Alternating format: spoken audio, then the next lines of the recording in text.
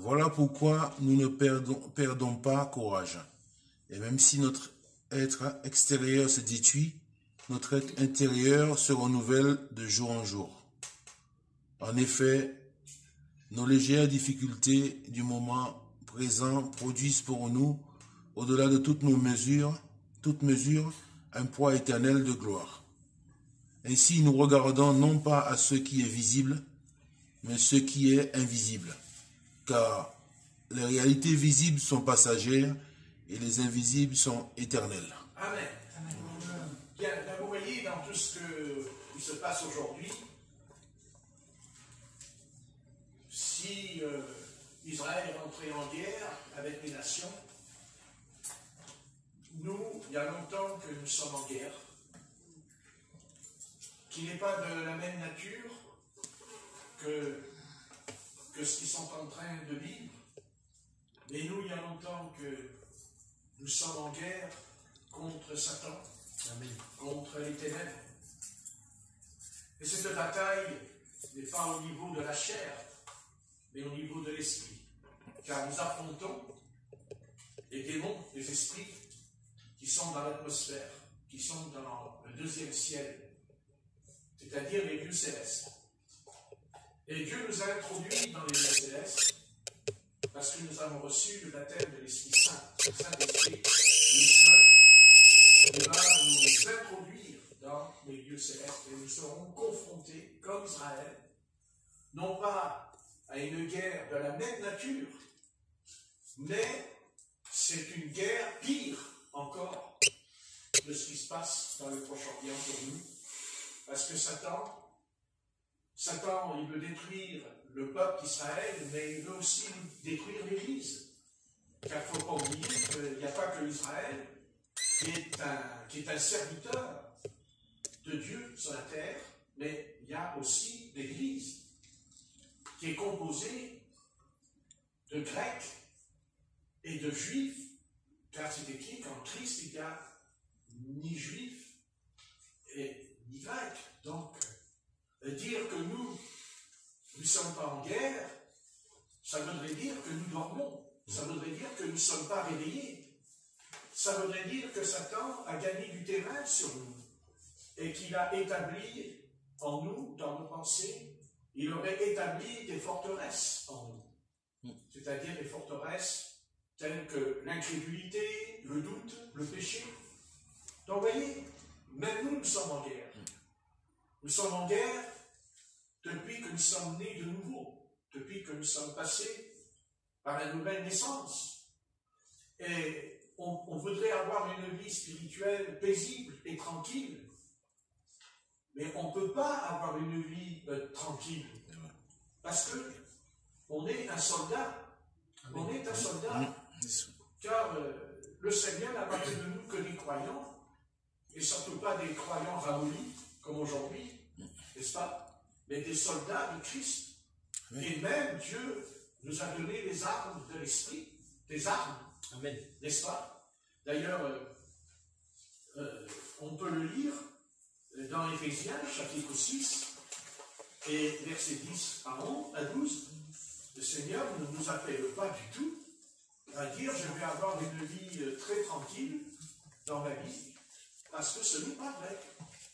Nous sommes en guerre, nous sommes dans une terrible guerre entre Satan et le Seigneur, qui a commencé dans le ciel, voyez, et après en Éden.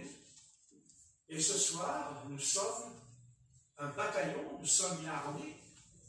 Nous sommes une armée. Et quelle armée? Car nos armes ne sont pas charnelles. Nos armes, ce n'est pas les tanks, ce n'est pas les missiles, ce n'est pas les avions. Non, non. Nos armes, elles sont redoutables.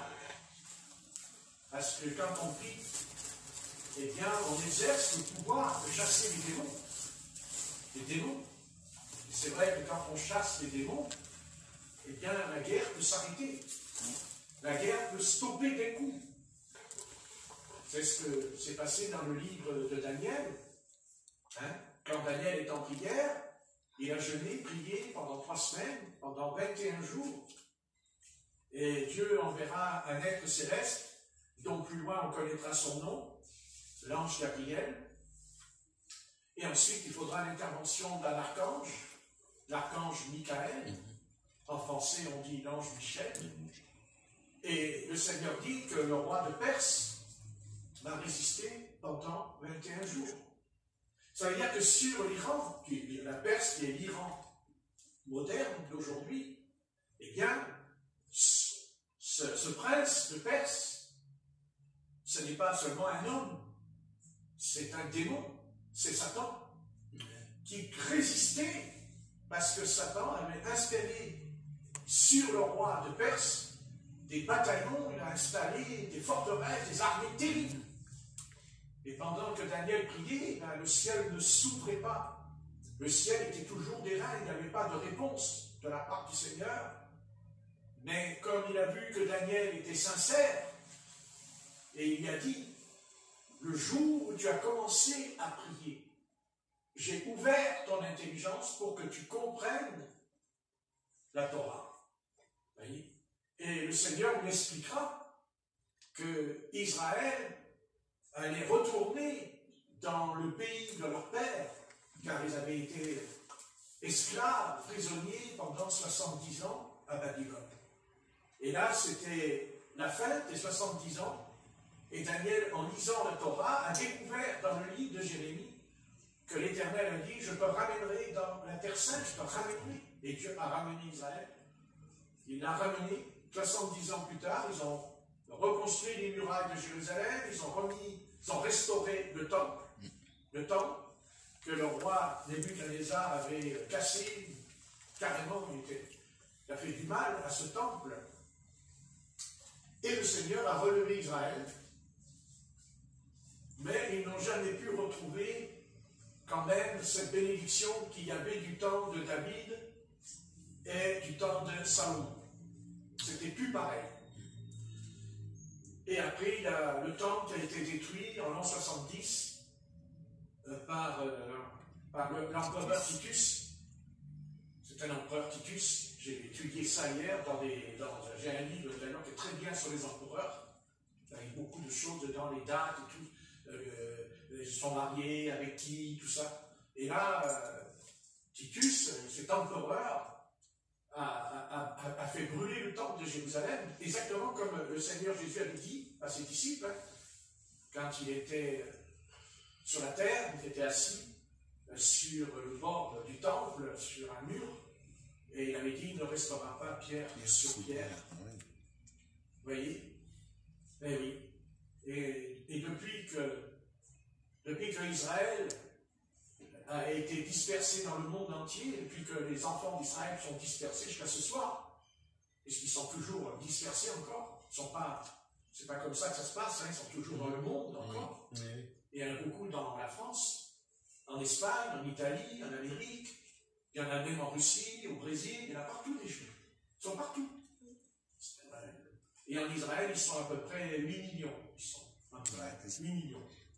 Comment expliquer que 8 millions d'habitants peuvent résister à tous les pays arabes qui sont autour d'eux?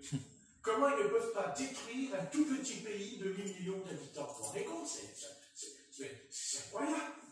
C'est parce que c'est le Seigneur qui les protège. Amen. Voilà, c'est ça. La réponse, elle est simple. Vous savez, vous n'avez pas besoin d'aller à l'école de théologie pour comprendre ça. Non. En attendant, je voulais expliquer par là que c'est pour ça qu'aujourd'hui, les Américains sont partis là-bas avec les grands bateaux de guerre, les grands bateaux et tout. Pourquoi? Parce qu'ils surveillent l'Iran. Ils ont un œil sur l'Iran. Parce que eux aussi, ils ont la Bible. En Amérique, aux États-Unis, il y a beaucoup la Bible. Il ne faut pas croire, pas comme nous. Hein, nous, la Bible, mais pas aux États-Unis. Hein. Les États-Unis, les Américains, c'est la Bible. Hein. Attention. Et ils ont lu, ils étudient la Bible et ils ont lu ça, ce que je dis. Que l'Iran, le prince, c'est-à-dire, quand on dit le prince, on parle d'un prince de démons, un prince qui est sur l'Iran et qui résiste au Seigneur. Pendant que je prêche, il résiste. Mais il dit que l'ange Michael viendra. Et l'ange Michael viendra pour secourir les enfants d'Israël, pour les défendre. Et ça se passera quand il y aura la guerre d'Armageddon. Hein, c'est quand toutes les nations se rassembleront dans la vallée de Chirène. Il y aura une bataille et le Seigneur enverra, l'archange viendra. Et bien sûr, c'est certain que, d'ailleurs, nous savons que le Seigneur reviendra sur un cheval blanc, n'est-ce pas, avec une épée à la main, dans l'Apocalypse, chapitre 19. Et avec lui, il y aura une armée derrière, c'est écrit, cette armée. Je sais que c'est étonnant ce que je vais dire, mais cette armée, ce sera nous. Et ben oui, ben ce sera nous. Voilà, on reviendra avec le Seigneur, on sera derrière lui, lui sera devant, le chef de l'armée qui viendra. Et bien sûr, le combat que nous allons livrer n'aura aucun rapport.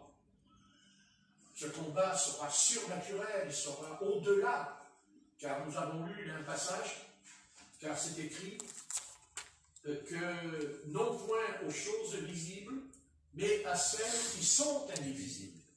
Car les choses visibles sont passagères et les invisibles sont éternelles. Dans Colossiens chapitre 4, verset 16, 18. Donc je voulais expliquer par là que les hommes, eux, ils combattent parce qu'ils ont des yeux pour voir, mais ce sont des yeux charnels. Leur vision, elle est humaine. Mais nous avons une autre vision. Nous voyons dans l'invisible. C'est-à-dire que dans l'invisible, autour de nous, il y a les anges. Il y a les anges autour de nous. Vous voyez? Il n'y a pas les archanges autour de nous. Il n'y a pas les séraphins autour de nous. Parce que eux, il n'y a pas les chérubins autour de nous. Pourquoi? Parce que ça, eux, ils se tiennent autour du trône de Dieu. Tandis que les anges, eux, ils montent et ils descendent. Ils peuvent venir sur la terre. Vous voyez? Et prendre une forme d'homme. Hein? Ils peuvent prendre une forme d'homme. Donc, je voulais dire par là que j'avais dit dans Thessaloniciens, je vais le lire. Qu'est-ce que dit Thessaloniciens au chapitre 6, dans Éphésiens 10, 12, il dit, au reste, fortifiez-vous dans le Seigneur, et par sa force toute puissante, revêtez-vous de toutes les armes de Dieu, afin de pouvoir tenir ferme contre les ruses du diable. Car nous n'avons pas à lutter contre la chair et le sang. C'est ce que font les hommes en ce moment. Ils combattent avec la chair et le sang. C'est avec leur chair. Vous voyez? Mais nous combattons contre les dominations, contre les autorités, contre les princes de ce monde de ténèbres, contre les esprits méchants dans les lieux célestes. Amen. Amen. Notre combat à nous, c'est un combat spirituel. Mais ce n'est pas un combat tranquille. Ce n'est pas un combat où on ne fait pas la fête. On n'est pas au carnaval. On est sur un champ de bataille. Mais ce champ de bataille est invisible. On ne le voit pas. Pour l'instant. Pour l'instant, on ne le voit pas. Mais on le verra. Quand notre corps sera changé en un clin d'œil, il deviendra un corps incorruptible et semblable aux anges. Et là, nous verrons la guerre, on la verra tout entière, on verra les démons qui sont des guerriers. Des guerriers, ils ont des armes aussi. Je ne parle pas des esprits impurs, parce qu'il y a une hiérarchie dans le royaume des ténèbres. Il y a les esprits impurs, ceux qui s'occupent de tout ce qui concerne, toutes les déviations sexuelles que Dieu ne veut pas. Telles que l'homosexualité, la prostitution, la fornication. Ça, ces démons, ces démons-là, ce ne sont pas des guerriers. Mais par contre, il y a des démons, ce sont des guerriers. Ils s'appellent les princes de ténèbres. Ce sont des princes. C'est-à-dire, c'est ceux qui donnent des ordres, des princes. Un prince, c'est quelqu'un des ordres. Donc, nous avons un prince aussi, c'est Jésus-Christ. Le prince de la vie. Le prince, il n'y a pas de doute. Jésus-Christ ne va pas devenir un prince. Il est prince. Il est prince parce que il est assis au-dessus des anges, dit dans le livre des Actes. Il est assis au-dessus des anges. C'est le prince et le Seigneur est un guerrier. Jésus-Christ, ce n'est pas du tout ce qu'on croit. Non, Jésus-Christ, c'est un homme de guerre. Et Jésus-Christ ne fait pas la guerre aux démons. Maintenant, Jésus faisait la guerre dans l'Ancien Testament. D'ailleurs, dans le camp, quand Josué a dit à cet homme, mais j'avais dit qu'on ne doit pas sortir son épée du fourreau, et lui, il avait l'épée à la main, et Josué dira, oh, mais l'épée, il dit, non, non, moi je suis le chef de l'armée. Le chef de l'armée de l'Éternel. Je suis le chef. Et à un moment donné, il lui dira, ôte tes souliers, car le lieu sur lequel tu te tiens est une terre sainte. Et il enlèvera ses souliers, Josué. Vous voyez? Mais c'est vrai que Dieu, avant, vous voyez, on pense toujours à un Dieu d'amour, et c'est normal. Nous sommes nés dans le coton avec toutes ces assemblées qui nous enseignent sans cesse l'amour, l'amour, l'amour. Et oui, bien sûr que le Seigneur est amour. Bien sûr que le Seigneur est miséricordieux. Bien sûr que le Seigneur est lent à la colère et riche en bonté. Ben, s'il n'était pas, on ne serait pas là ce soir. On ne serait pas vivant. On ne serait pas converti. Mais Dieu ne peut pas faire autrement. Pourquoi voulez-vous que Dieu devienne d'un coup quelqu'un, voilà, ça y est, Dieu, il vient et puis il y a la paix tranquille. Mais même si Dieu voulait faire la paix tranquille, il y en a un qui ne le veut pas. C'est Satan. Mais c'est Satan. Satan, c'est pas Dieu qui a déclaré la guerre à Satan, c'est Satan qui déclare la guerre au Seigneur. C'est Satan qui s'est rebellé contre son Créateur. C'est Satan qui s'est levé contre lui. C'est Satan qui voulait prendre sa place sur le trône. Voulez-vous que Dieu soit d'accord? Depuis quand que Dieu... Heureusement que Dieu il a pas cédé son trône. Bon, heureusement. Déjà qu'il n'a pas le trône, quand on voit ce qu'il fait, alors heureusement que Dieu lui a dit, ça tu l'auras pas mon trône. Je l'ai réservé à mon fils, mais certainement pas à toi. Donc, il n'a pas d'excuse. D'abord, pourquoi? Parce que c'est écrit dans Ézéchiel 28. Le Seigneur lui a tout donné. Le Seigneur, il lui a dit. Il lui a donné, il lui a dit comment il était habillé. Il ne lui a pas donné de l'or, il l'a habillé, vous direz. Il l'a revêtu de pierre, de chrysolite, de jade. Dieu l'a même fait, lui, le chef des cantiques. Il l'a mis chef de la chorale. C'est une bonne place, vous voyez. Seulement, l'orgueil est venu en lui. Et cet orgueil qui est venu en lui, c'est qu'à un moment donné, Monsieur Satan s'est dit, le chef d'orchestre, il s'est dit, mais les anges là, ils ne chantent pas pour moi. Moi j'aimerais qu'ils chantent pour moi. Mais attendez, je suis en train de guider l'orchestre, et voilà que c'est tout ce qui se passe, c'est vers Dieu que c'est tourné. Et lui, à un moment donné, il a dit, mais moi alors, à quoi je sers? J'aimerais bien qu'on me caresse un petit peu, j'aimerais bien qu'on me fasse des compliments, j'aimerais bien qu'on me loue, et surtout, j'aimerais qu'on m'élève, car c'est écrit, tu t'es élevé. Et Dieu dit, je te précipite de la montagne sainte. Il était placé sur la montagne sainte. Vous avez qu'à lire, n'est-ce pas? Dieu l'a précipité. Et dans sa chute, il a perdu la gloire. Il a perdu toute la gloire, il a perdu tout. Quand il tombe, il s'est cassé. Il est devenu un antimonde. Il est devenu une bête. C'est ce que dit l'Apocalypse. La bête qui sort de la mer est devenu un animal. Il est devenu un prédateur, un être. Comment expliquer? Il est devenu ce qu'on appelle le mal. D'ailleurs, on ne connaît pas trop l'origine du mal.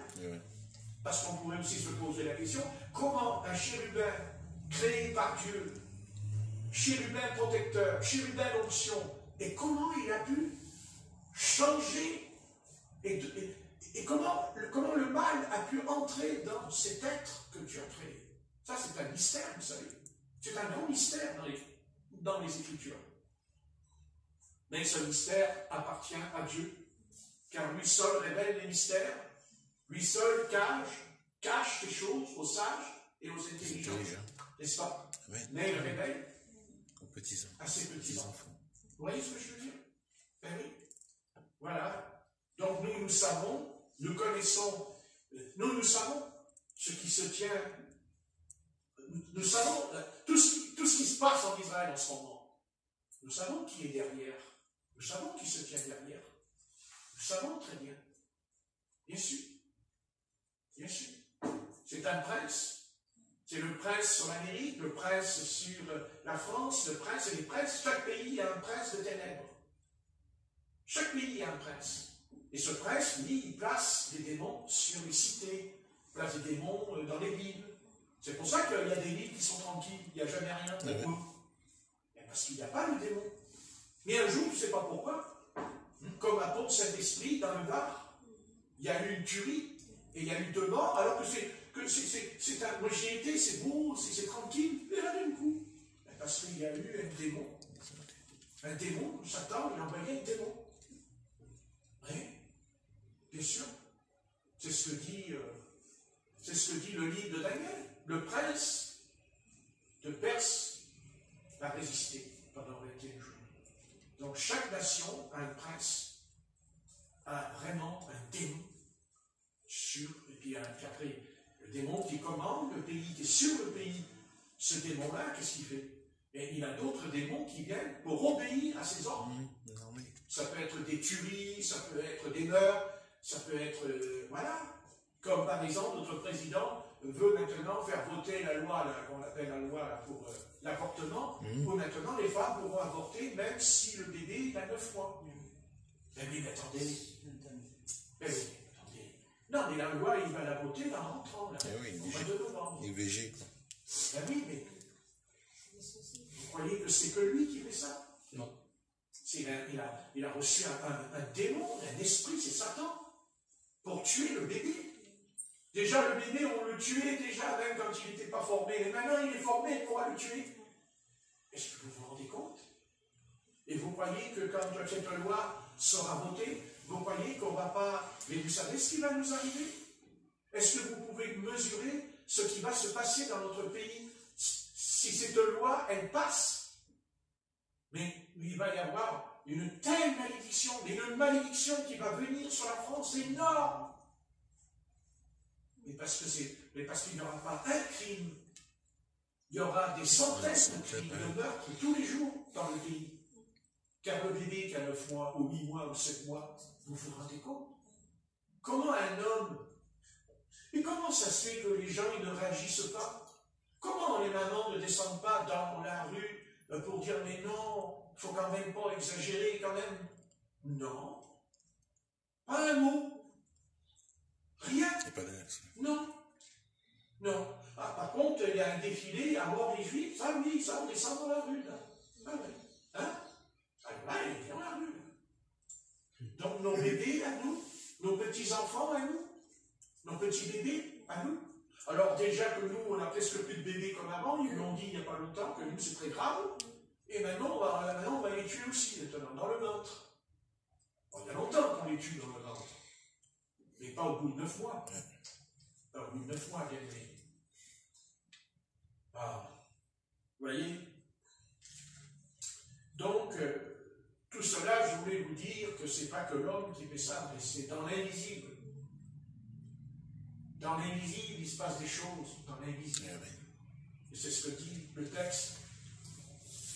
Donc, avant d'apporter à l'homme la délivrance de ses péchés, de ses erreurs, des liens de sa chair, comme ceux de son orgueil, le Seigneur emporta. Vous voyez? Voilà. Avant de délivrer l'homme des liens de sa chair comme de son orgueil, le Seigneur remporta déjà cette victoire dans sa confrontation avec Satan dans le désert de Judée. Donc il y a eu un face-à-face avec le tentateur, il y a eu un combat avec le tentateur, le prince de ce monde, mais le Seigneur l'a vaincu par sa parole et surtout par son obéissance et par sa sainteté. et par là toutes ces armées, les légions des esprits méchants dans les lieux célestes. Notre Seigneur a vaincu pour nous. Amen. Et dès lors, nous combattons un ennemi vaincu d'avance. Amen. Et qui le sait. Et qui le sait. Toutefois, nous devons être assez honnêtes pour reconnaître que dans nos vies, il n'y paraît pas parfois, car il ne s'agit pas d'une application logique ou magique de ce que Christ a fait pour nous. Je veux dire par là que c'est pas parce qu'on prie, ça y est, les démons ils s'en vont. Hein? C'est pour ça que j'ai écrit que c'est pas de la magie. Hein? Vous savez, la magie, on fait un tour, là, puis c'est hop, non, c'est pas comme ça que ça se passe avec l'ennemi. Hein? On verra que c'est pas comme ça. Mais c'est vrai que quand on prie, bien, nous nous attendons qu'il y ait des effets, des résultats. Voilà. Parce qu'en tant que rachetés, notre participation doit être totale dans ce combat et cette victoire. Amen. Donc, nous luttons contre les princes, contre des esprits méchants, c'est-à-dire des adversaires d'une nature autre que la nôtre, laquelle nécessite par conséquent un combat d'une autre nature et dimension spirituelle, non pas contre les hommes, mais contre ce qui meut les hommes. Notre volonté, nos efforts, notre zèle, notre connaissance spirituelle, même de ces choses ne suffisent pas, bien que toutes ces aptitudes soient requises dans cette lutte contre les esprits méchants. On ne prie pas de la même façon que l'on prie, voyez, ou quand on rend grâce, on ne prie pas comme pour demander une chose quelconque.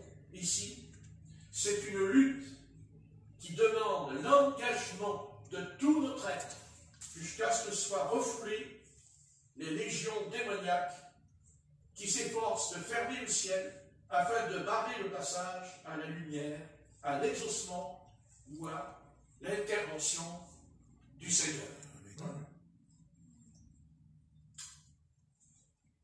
Donc, je voudrais revenir à ce que j'ai préparé, là, ça m'intéresse beaucoup, ça m'a beaucoup travaillé.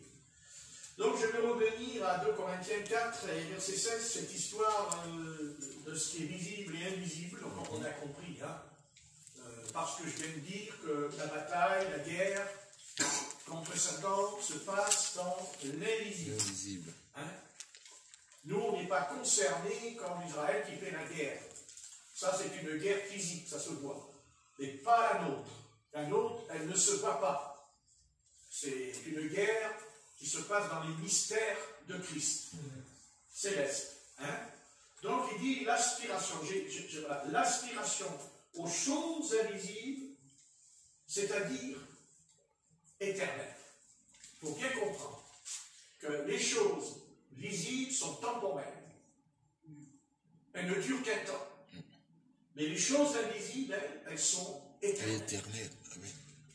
Et bien rare aujourd'hui, tant les choses visibles occupent, hein, les choses visibles nous occupent beaucoup, hein, occupent beaucoup nos pensées, n'est-ce pas?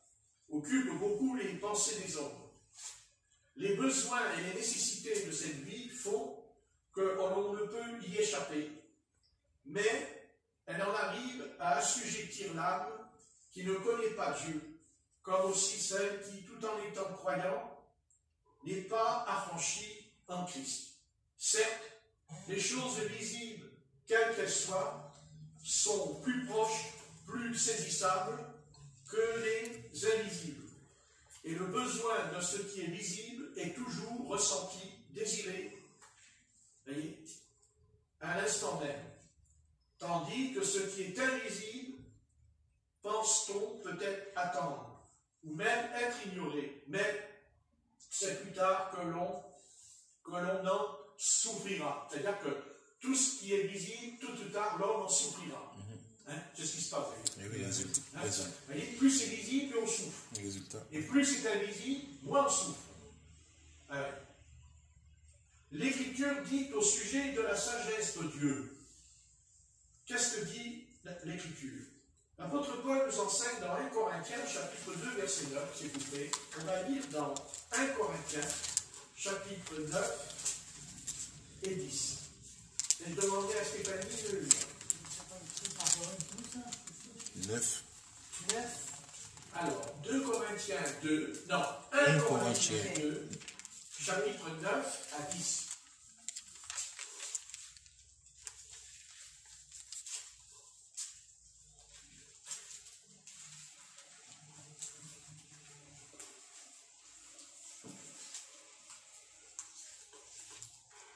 Chapitre 9 à 10. 1 Corinthiens 2, Chapitre 9, j'arrive au Verset 9 à 10. Alors, mais comme il est écrit, ce que l'œil n'a pas vu, ce que l'oreille n'a pas entendu, ce qui n'est pas monté au cœur de l'homme, Dieu l'a préparé pour ceux qui l'aiment. Or, c'est à nous que Dieu l'a révélé par son esprit, car l'esprit examine tout, même les profondeurs de Dieu. C'est la version qui dit quoi, c'est d'accord. 21, hein, c'est bon, Voilà. 21. Alors, qu'est-ce qu'il veut dire par là l'apôtre Paul? Il dit ce sont des choses que l'œil n'a point vues. Donc ça veut dire que c'est invisible. Oui. Hein? Voyez? Des choses que Dieu a préparées pour ceux qui l'aiment. Voyez? Donc, nous ne pouvons pas nous-mêmes voir, on ne peut pas nous-mêmes voir dans l'invisible, entendre et comprendre les choses spirituelles. Nos yeux de chair ne peuvent voir que les choses de la même nature que la leur. Ainsi en est-il de nos oreilles et de nos cœurs. Les yeux reçoivent ce qui est visible. L'oreille, ce qui est audible. Invisible. Et le cœur, ce qui lui est sensible et compréhensible. L'Écriture ne dit-elle pas,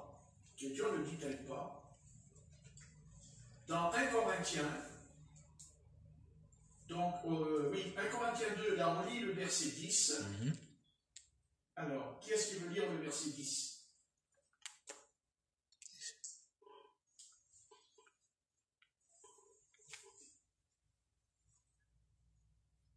À minuit, on est encore là. Dieu nous les a révélés par l'Esprit, car l'Esprit sonde tout, même les profondeurs de Dieu. Voilà. Vous voyez? Et que dit, Et que dit le verset 12? Or, nous n'avons pas reçu l'esprit du monde, mais l'esprit qui vient de Dieu, afin que nous connaissions les choses que Dieu nous a données par sa grâce. Amen. Vous voyez, nous, on a reçu l'Esprit de Dieu, mais pas du monde. Pas l'Esprit du monde. On n'a pas reçu l'Esprit du monde. On a l'Esprit du monde, parce que nous sommes nés de la chair et du sang. Donc là, on a l'Esprit du monde. Mais le nouvel Esprit qui est entré en nous, et il entre en nous par la nouvelle naissance. Amen. Par la nouvelle naissance. Donc ce n'est plus l'esprit de ce monde qui nous gouverne, qui gouverne nos pensées. On en a encore. On l'a vu tout à l'heure, parce qu'il y a le vieil homme en nous. Il y a toujours le vieil homme en nous. Mais il y a aussi l'homme nouveau. Amen. Et l'homme nouveau, il perçoit, même s'il ne voit pas, il perçoit l'invisible. Il perçoit, il croit, même s'il ne voit pas, il croit les anges. Il croit que Dieu existe, tant le voir. Il croit que Jésus existe, tant le voir. Parce que c'est l'Esprit de Dieu en nous qui fait, c'est pas nous, c'est lui, qui fait qu'on croit ces choses. Parce que le monde Les païens me diront, mais comment vous pouvez croire, vous ne voyez pas? Mais si, on voit. Mais avec quels yeux vous voyez? Et pas avec ceux que j'ai, mais avec les yeux nouveaux, l'homme nouveau, créature nouvelle, qui peut percevoir dans l'invisible les promesses du Seigneur. Vous voyez? C'est ça. Donc, l'envahissement des choses visibles, c'est-à-dire des choses passagères dans la vie du croyant, est le signe que l'ici-bas a pris le pas sur ce qui est en haut. Ah oui. Voilà. Quand on est braqué sur le visible, eh bien, automatiquement, eh bien, ce qui est en haut en pâtit en nous. Et on n'a plus les yeux braqués en bas, mais en haut. Mais grâce à l'Esprit de Dieu, pas grâce à nous, pas la grâce à nous. C'est écrit, on l'a lu, parce que l'Esprit de Dieu sonde. Vous voyez? Il sonde, et aussi il nous les fait comprendre. Il nous les révèle, et il nous les fait comprendre. Et ces choses, vous voyez, comment expliquer? Donc l'Écriture dit au sujet de la sagesse, on l'a lu, donc nous ne pouvons même pas, on ne peut pas nous-mêmes voir et entendre et comprendre les choses spirituelles. Nos yeux de chair ne peuvent pas voir que les choses de la même nature que les leurs. Ainsi en est-il de nos oreilles, de nos cœurs. Voilà, tout ça, on l'a lu. Donc l'envahissement des choses visibles, c'est-à-dire des choses passagères dans la vie du croyant, est le signe de l'ici-bas a pris le pas sur ce qui est en haut. Que l'éternité a été ramenée au temps présent, il est plus comme une fuite, voyez, parce que, j'explique, parce que beaucoup croient au retour de Jésus-Christ, voyez, parce qu'ils ont reçu la révélation, ils attendent le Seigneur, mais ils l'attendent pour prendre la fuite, parce qu'ils ne veulent plus accepter la réalité. Alors ils disent, Seigneur revient, mais quand ils disent Seigneur revient, c'est pour fuir, et non pas pour affronter Satan, affronter l'armée des ténèbres. Car si Dieu ne voulait pas qu'on affronte l'armée des ténèbres, alors il n'a pas besoin de nous dire prenez toutes les armes de l'esprit à ce moment-là. Donc on attend le Seigneur, non pas pour fuir, mais on l'attend avec joie. Amen. Hein? Avec joie. Amen. Avec appui. Hein? Voilà. Mais pas pour fuir. On ne fuit pas. On n'est pas là pour je veux m'enfuir. Car s'enfuir, ça voudrait dire à Satan, j'ai peur de toi. Je te crains. Ben non. Par contre, on sait que notre Sauveur revient, mais on est déjà joyeux en nous. Parce que le royaume des cieux, ce n'est pas le boire et le manger. Mais c'est la paix et la joie. Amen. Amen. Hein? Donc si des fois on a moins de paix, moins de joie, j'invite à moins manger. Peut-être. À moins manger. Je n'ai pas dit de ne pas manger. Mais à moins manger peut-être. Peut-être qu'on aura un peu plus de paix. Car vous savez que, il ne faut pas croire, mais quand on perd la paix, quand on est un peu angoissé, grâce soit rendue au frigo. Non pas grâce soit rendue au Seigneur. Grâce soit rendue au frigo. Qui est le coffre-fort de la Banque de France. Et alors, c'est vrai que quand on l'ouvre, il y a quand même la joie. Quand même, il y a la joie que s'il est rempli. Mais bon, s'il est vide, la joie il va refroidir. Mais comme le frigo il est froid, c'est sûr que c'est froid. Hein? Donc il faut manger, mais pas trop manger quand même. Il ne faut pas trop manger. Il faut manger pour ne pas mourir, par exemple. Donc il faut faire attention. Je sais que ça ne correspond pas à ton sujet, mais que voulez-vous que je vous dise? L'Esprit de Dieu sonde. Donc il est en train de sonder qui? J'en sais rien. Mais il sonde quelqu'un. Et plusieurs même. Ouais. Et ça déclenche à tout. C'est incroyable. C'est bizarre. D'un coup, hein, et la toux, c'est la gorge. C'est la gorge. C'est par là que passe la nourriture. Évidemment.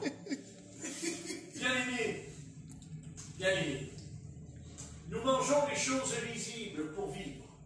Mais mangeons-nous les choses invisibles pour vivre aussi, mais dans un autre domaine, dans un autre lieu, c'est-à-dire dans les lieux célestes, là où se trouve la paix, la joie. Mais pourquoi il y a la paix et la joie? Parce que l'Esprit du Seigneur qui est en nous, eh bien, a établi son Fils en nous. D'ailleurs, si on veut aller plus loin avec cette histoire entre les Arabes et les Juifs, finalement, la question pour eux sera toujours la même question, que ce soit pour les Arabes ou que ce soit pour les Juifs. Il faudrait qu'on leur pose tous les deux cette question. Est-ce que vous croyez que le Fils de Dieu est venu en chair? Ils vous répondront non. Tous les deux. Tous les deux. Donc, quand nous avons après l'Église des nations qui vient pour nous expliquer l'Antéchrist va venir. Mais, qu'est-ce que dit aussi l'apôtre Jean? Il dit, on reconnaîtra l'Antéchrist parce qu'il nie que le Fils est venu en chair. Oui, c'est ce que dit le Nouveau Testament. C'est un Antéchrist. Celui qui nie que Jésus de Nazareth, qu'il est le Fils de Dieu, pas seulement le Fils de l'homme, pas seulement le Fils de David, le Fils de Dieu, Amen. Le Fils unique sorti du sein du Père. Celui qui nie, dit l'apôtre Jean, il dit, c'est l'Antéchrist. C'est un Antéchrist. Donc tous les deux sont antéchrists. Les Juifs aussi. Les Juifs aussi.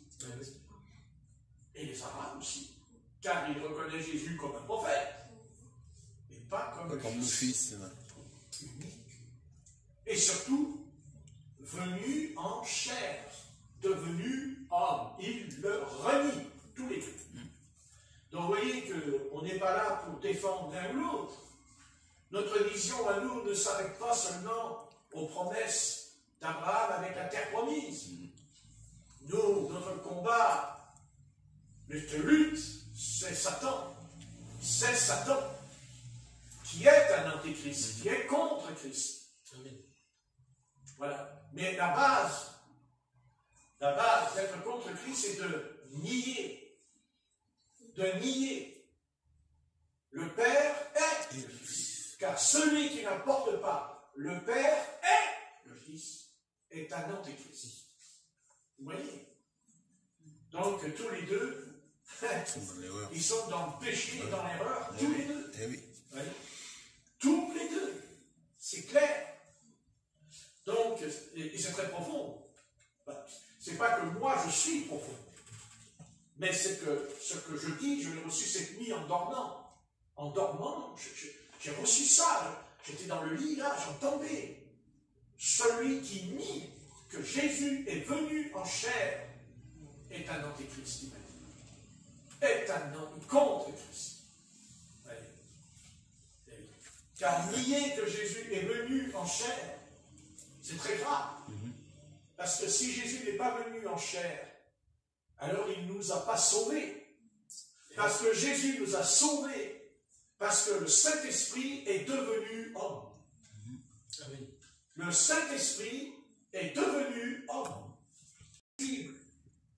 En envoyant le Verbe qui était en lui, c'est-à-dire la prophétie, l'oracle, est devenu fils de l'homme.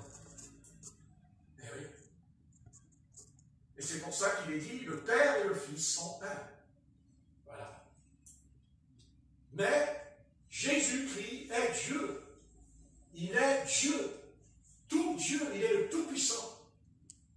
Il est, je suis celui qui suis, qui est devenu chair. Et pourquoi? Pourquoi il fallait que la parole, pourquoi il dit, j'ai envoyé mon fils? Pourquoi il dit, j'ai envoyé mon fils? Mais Dieu n'a pas créé de fils. Ce n'est pas écrit que Dieu a créé. Il dit, l'a engendré dans le sein de Marie. Amen. C'est différent. Amen. Il a engendré, c'est-à-dire le Saint-Esprit, pour sauver l'homme, pour sauver son corps humain, qui retourne dans la poussière. Il fallait que le Saint-Esprit soit un homme, ayant un corps le même que le nôtre, c'est-à-dire avec du sang dedans. Mais le sang qui était dans Jésus, ce n'est pas un sang humain. C'est impossible. C'est le Saint-Esprit qui a couvert et dit, l'ombre du Tout-Puissant viendra sur la Vierge. Et Dieu, je suis celui qui suis. Il dit, mais pourquoi le Fils? Pourquoi il dit le Fils? Parce que Dieu a voulu nous parler par rapport à nous, que nous on dit le Père et le Fils. C'est un langage que Dieu a employé pour que nous comprenions pourquoi il nous sauve. Mais là-haut, il n'y aura pas 2 ou 3 personnes dans le ciel, il n'y en aura qu'une. Il n'y en aura qu'une. Bien sûr, il n'y en aura qu'une. C'est évident. Puisqu'il a dit, je suis celui qui suis. Ça veut dire au singulier, un. On vous dira, oui, mais Dieu dit, faisons l'homme à notre image et selon notre ressemblance. Mais Dieu n'était pas tout seul quand il a créé. Il y avait les anges, il y avait l'armée céleste. Voilà. Dieu dit, faisons, il veut parler de son royaume, le royaume des cieux ensemble. Comme dit, là je prêche, je dis, faisons un repas. Voilà. Donc le Seigneur veut nous faire comprendre que quand il dit, j'ai envoyé mon fils, il veut dire, j'ai envoyé le Verbe. C'est-à-dire, le Verbe, que la lumière soit, la lumière fut. Comme moi, je parle là maintenant. Là, je parle, j'ai ma voix. Ma voix, vous l'entendez, mais vous la voyez. Qu'est-ce que vous me voyez? Vous me voyez. Donc, vous entendez ma voix, mais vous la voyez, ma voix. Puisque j'ai un corps de chair et de sang. Mais admettons que mon corps, là, il s'en va, il n'y a que ma voix, là maintenant, derrière le pupitre. Ça ne veut pas dire que ce n'est pas moi. Simplement, j'ai plus mon corps. Et l'Éternel envoya le Verbe. Le Verbe qui est dans le Père. C'est-à-dire dans le Saint-Esprit. C'est pour ça qu'il dit, le Saint-Esprit couvrira ton sein. C'est je suis celui qui suis, qui est entré dans le ventre de la Vierge. Alors, mais l'avortement, hein, c'est diabolique. Hein. L'avortement, c'est diabolique. Puisque le Seigneur, il met, voilà, et le Saint-Esprit, il met là, le Saint-Esprit, il crée là ce corps. Et même ce corps, ça sera un enfant. C'est un enfant, c'est Dieu qui crée ça. Mais en vérité, c'est Dieu lui-même. C'est Dieu lui-même. C'est Dieu lui-même. C'est lui qui était un fils. C'est lui qui a grandi. Mais pour nous, il nous a parlé en bas. C'est pour nous parler, pour que nous comprenions. Parce qu'on n'est pas capable de comprendre encore ces choses célestes. On comprend un petit peu, ça dépend. Chacun, moi je comprends parce que le Seigneur, c'est pas. Moi je comprends, c'est parce que je ne sais pas pourquoi je comprends. Je Je comprends, je comprends. Bon, tant mieux pour moi. Ça ne fait pas de moi une lumière, pas du tout. Mais je comprends, c'est tout. Je comprends. Et je remercie Saint-Esprit nous a sauvés. Il a sauvé non seulement ton esprit, il a sauvé ton âme, et ton âme, elle a été sauvée du séjour des morts, par contre. Amen. Et ton esprit, il a été sauvé parce que tu peux maintenant adorer l'Éternel. Tu adores, on n'adore pas. Il dit que notre âme, elle n'adore pas. Non. Il dit des adorateurs en esprit et en vérité, en esprit. Amen. Et par contre, notre corps, il était perdu.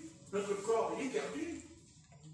Eh oui, tu es poussière, tu retourneras dans la poussière, tu es perdu. Ton corps, il est perdu, mais ton âme aussi. Mais elle va dans un endroit. Ton âme, elle ne reste pas dans la terre. Ton âme, elle va dans le Sheol. Elle va dans le séjour des morts, dans le Hadès, où il y aurait le feu. Puisque dans Luc 16, il dit, je suis tourmenté dans cette flamme. Il dit, dans cette flamme. Hein, il dit le riche. Non, je n'ai pas dit que tout le monde ira dans cette flamme. De toute façon, le mot enfer, si on est honnête, si on veut être honnête, n'est pas écrit dans la Bible. C'est pas écrit. Non. Voilà. C'est pas. Le mot enfer n'est pas. C'est du latin. C'est du latin. Inferno. Et que ça provient de l'Église catholique romaine. C'est du latin. C'est pas du grec, c'est pas d'hébreu, c'est du latin. Bon. Maintenant, je ne sais pas. Dieu seul sait. Voilà, je peux pas vous dire, je ne suis pas là pour vous faire peur, je ne suis pas là pour vous foutre la trouille. Ce n'est pas mon but. Mon but, à moi, c'est de vous expliquer que le Saint-Esprit, quand Jésus-Christ est devenu un homme, il est venu sauver cet homme que tu es, qui était condamné à la perdition éternelle. Et Jésus-Christ dit, celui qui croit en moi a la vie éternelle. Il a la vie éternelle. Alléluia. Eh oui. Il a la vie éternelle. Mais il a fallu qu'il devienne un homme. Voilà.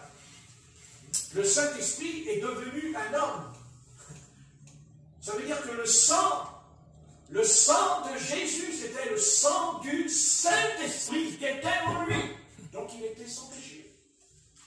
Le Seigneur est sans péché, sans péché. Nous, on est pécheurs. Parce que ce n'est pas le Saint-Esprit qui nous a créés. Non. Ah non. Non. C'est l'Esprit de notre Père qui nous a créés, qui était dans la semence. Parce que dans la semence de l'homme, il y a son esprit dedans. C'est pour ça qu'on peut avoir des maladies que nos parents avaient. Si. Oui. C'est pour ça qu'on peut avoir des maladies que notre maman, elle avait, nous on l'a après. Oui. Héréditaire. C'est vrai. Ça s'appelle héréditaire. C'est transmis par le sang. Voilà. Oui. Mais maintenant, il y a le sang de Jésus-Christ qui entre en jeu ce soir. Par le baptême dans le Saint-Esprit. On reçoit le baptême dans le Saint-Esprit au nom de Jésus-Christ. Et on reçoit le sang de Jésus. Alléluia. Alléluia. Qui nous purifie de tout péché, de toute iniquité, de toute injustice. Et même si on est encore malade, mais ça ne fait rien, le sang de Jésus, le sang de Jésus-Christ, le sang de Jésus. Et Satan, il a peur du sang de Jésus. Parce que ce sang-là est sans péché. Donc nous sommes toujours pécheurs, mais on ne pêche plus comme avant. Amen. Et même on ne peut plus pécher comme avant. Amen. On ne peut plus. Surtout au fur et à mesure qu'on grandit dans la foi. Oui. Ben oui. Hein? On s'en rappelle des années où on était convertis, on tolérait encore des choses. Mais aujourd'hui, on ne peut plus. On ne peut plus. On les hait même. On les hait. Oui. Et si jamais on le fait, on se hait soi-même. Après, quand on se regarde dans le miroir de la Bible, pitoyable pécheur que je suis, Et Christ est venu. Mais attention, il a fallu qu'il souffre. Le sang de Jésus-Christ l'a sauvé parce que le Fils de l'homme a été crucifié, parce que le Fils de l'homme a été enseveli, et parce que le Fils de l'homme est ressuscité des morts, parce que le Fils de l'homme a été enlevé. Alléluia. Parce qu'il y a l'ascension. Et parce que le Fils de l'homme est ressuscité des morts. Alléluia. Et il reviendra pour chercher, pour récupérer son héritage, c'est-à-dire son épouse, sa fiancée. Car dans le jardin d'Éden, ce n'est pas Adam qui est tombé tout seul, c'est le couple. C'est le couple, il y a eu une rupture. Ils ont brisé la rupture du couple entre l'Éternel et tous les deux. Ils ont cassé. Satan est venu dans le jardin d'Éden. Satan n'a pas fait tomber seulement Ève dans le péché. Il a cassé la communion. Il a brisé l'épouse et l'époux. Et c'est pour ça qu'il lui dit, l'Éternel à Ève, il lui dit, ta semence, ta postérité, écrasera la tête du serpent. Écrasera la semence du serpent. La semence du serpent, c'est-à-dire le péché. Le péché, c'est la semence du serpent. Car celui qui pêche est du diable, dit l'apôtre Jean. Amen. Vous voyez? La semence. Le sang de Jésus. Le sang de Jésus est venu par le Saint-Esprit créant un corps de chair comme le nôtre, mais sans péché. Jésus n'a jamais péché. Et c'est ce qui dérange les Juifs. C'est ce qui fâche les Juifs et les Arabes en eux. Car ils ne peuvent pas accepter que Dieu est devenu l'un d'entre nous. Non. Parce que pour eux, Dieu, c'est comment? C'est comme si c'était le soleil. Est-ce que je veux dire le soleil? Il ne peut pas. Le soleil, comment? Le soleil, lui, il peut s'ouvrir? Non. Non, le soleil, lui, il brille. Sans effort. Sans effort. Par contre, le péché de l'homme, maintenant, le péché de l'homme, il a même fait du mal au soleil. Le péché de l'homme, le péché s'est étendu dans toute la création, jusque sur le soleil, jusque sur la lune, juste sur les arbres, juste dans le fond de la mer. Le péché de l'homme. Mais Jésus-Christ viendra et il va rétablir, il va restaurer toute la nature. Parce que le sang de Jésus va purifier. Il va chasser les ténèbres. Il va chasser Satan qui veut détruire le soleil. Parce que c'est Dieu qui l'a créé. Il veut détruire la lune. Parce que c'est Dieu qui l'a créé. Et tout ce que Dieu crée, Satan, lui, il veut le détruire. Amen. Parce que c'est un destructeur. Parce que c'est un être immonde. Et il ne veut que nous faire du mal et nous faire souffrir. Mais Jésus-Christ l'a vaincu. Alléluia. Il n'a pas le vaincu, il l'a vaincu. Amen. Et nous sommes l'Église, corps de Jésus-Christ.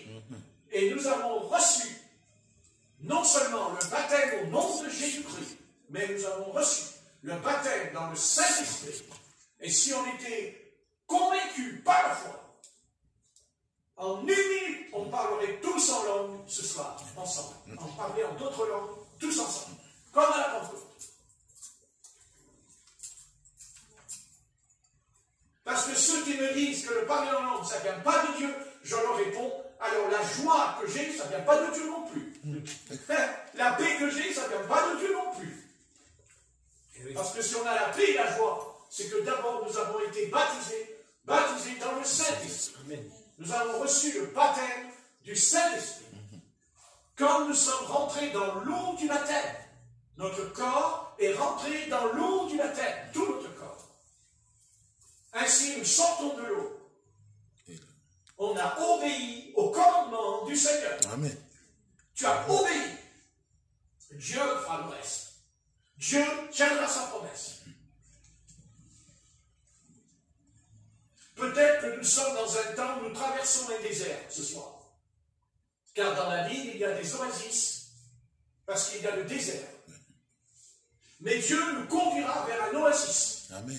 Dieu nous amènera vers un oasis où il y aura des palmiers, il y aura beaucoup de choses qui nous feront du bien. Amen. Parce que l'Esprit de Dieu nous conduira vers un oasis. Une oasis. À condition que nous soyons disciplinés, obéissants et soumis. Soumis. Amen. Amen. Quand on est soumis. Voilà. Eh oui. Seulement le Saint-Esprit, il ne descend pas comme ça. Il faut le chercher. Oui. Il faut le demander. Amen. Ouais. Pauvre Église. Assistant. Pauvre Église. Mais pauvre Église du XXIe siècle. Pauvre Église. Incapable. Incapable de se rassembler, de s'unir ensemble pour proclamer 3 jours de jeûne et de prière dans toute la Eh oui. France. Amen. Pour permettre à la puissance de Dieu de descendre afin que nous puissions changer. Amen. Pour que nous puissions changer. Triste Église. Quelle triste Église. Ils n'ont pas envie de servir Dieu.